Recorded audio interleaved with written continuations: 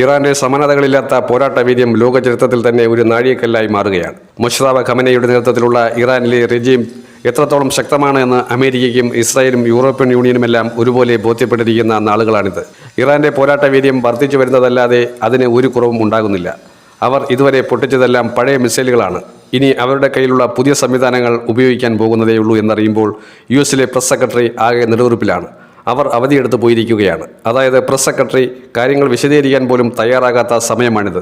അതുമാത്രമല്ല, ഡൊണാൾഡ് ട്രംപിനെതിരെ അമേരിക്കയിലെ എല്ലാ സംസ്ഥാനങ്ങളിലും തെരുവ് പ്രതിഷേധങ്ങൾ നടക്കുകയാണ്. റിപ്പബ്ലിക്കൻ പാർട്ടി ശക്തമായ തീരുമാനമെടുത്ത് പ്രസിഡന്റിനെ മാറ്റണമെന്ന് പറഞ്ഞുകൊണ്ടുള്ള സമര പോരാട്ടങ്ങളാണ് ഇപ്പോൾ അമേരിക്കയിലെ തെരുവോരങ്ങളിൽ നടക്കുന്നത്. ഇറാൻ ഒരു രീതിയിലും പിൻവാങ്ങില്ല എന്നുള്ളത് ഇതിനോടകം തന്നെ അറിയിച്ചു കഴിഞ്ഞിരിക്കുന്ന കാര്യമാണ്. 2026 അമേരിക്കയ്ക്ക് ഏറ്റവും മോശപ്പെട്ട വർഷമായി പരിണമിക്കാനുള്ള സാധ്യതകളാണ് ഉള്ളത്. അമേരിക്കയ്ക്ക് മുൻപിൽ ഇനി 2 ഓപ്ഷനേ ഉള്ളൂ. ഒന്ന്, ഇറാന്റെ കണ്ടീഷനുകളെല്ലാം അംഗീകരിച്ചുകൊണ്ട് ഒരു കീഴടങ്ങൽ എന്ന രീതിയിലേക്ക് വരിക. അതല്ലെങ്കിൽ പോരാട്ടം നടത്തി വലിയ നാശനഷ്ടങ്ങൾ വിതയ്ക്കുക. ഇറാനെ എല്ലാ രീതിയിലും പിന്തുണച്ചുകൊണ്ട് റഷ്യ, ഉത്തര കൊറിയ എന്നീ രാജ്യങ്ങൾ ശക്തമായ പിന്തുണയോടെ നിൽക്കുകയാണ്.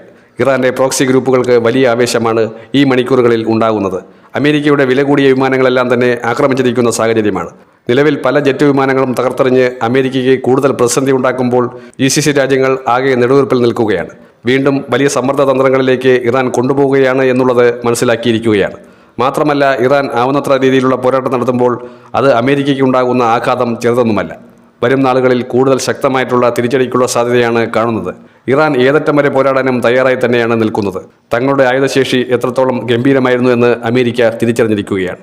ഇറാന്റെ കയ്യിലുള്ള അത്യാധുനിക സംവിധാനങ്ങൾ പലതും ഇതുവരെയും പരീക്ഷിച്ചിട്ടില്ല എന്നുള്ള റിപ്പോർട്ടുകളും പുറത്തു വരികയാണ്. ഇറാനെ ആക്രമിക്കാനോ ഒന്ന് തൊടാനോ പോലും ഭയപ്പെടുന്ന നാളുകളിലേക്കാണ് ഇപ്പോൾ ഖമനയുടെ ഭരണകൂടം കൂട്ടിക്കൊണ്ടുപോകുന്നത്. ആയത്തുള്ള അലി ഖമനയെ വധിക്കുകയും ഇറാനിലെ ന്യൂക്ലിയർ സയന്റിസ്റ്റുകളെ മുഴുവൻ ഉന്മൂലനം ചെയ്യുകയും ചെയ്തു എന്ന് പറഞ്ഞ് അട്ടഹസിച്ചവന്മാർക്കുള്ള തിരിച്ചടിയാണിത്.